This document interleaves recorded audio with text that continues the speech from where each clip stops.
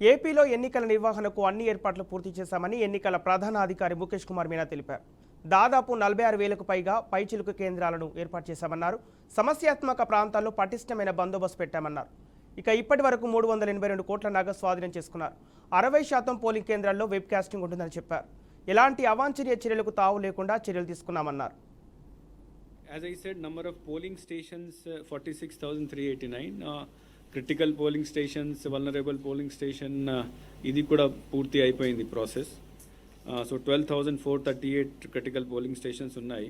So total number of polling station where webcasting will be done is 29,897.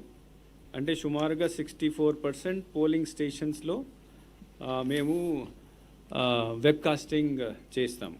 14 కాన్స్టిట్యున్సీస్లో వాళ్ళ recommendation, state observer recommendation ప్రకారం పూర్తిగా 100% webcasting చేయాలి. Apart from 100% webcasting, అక్కడ ఎక్కువ నంబర్లో సిఏపిఎఫ్ ఫోర్సెస్, సెంట్రల్ ఫోర్సెస్ని కూడా ఈ ఏరియాలో పెట్టాలి.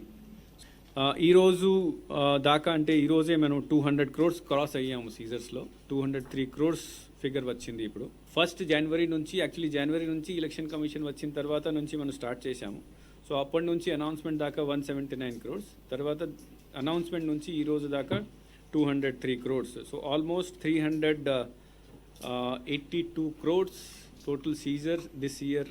సో మనకు 2,11,085 ప్లస్, తర్వాత ఆల్మోస్ట్ 5,17,000 స్పెషలీ ఏబుల్డ్ పర్సన్స్ ఉన్నారు.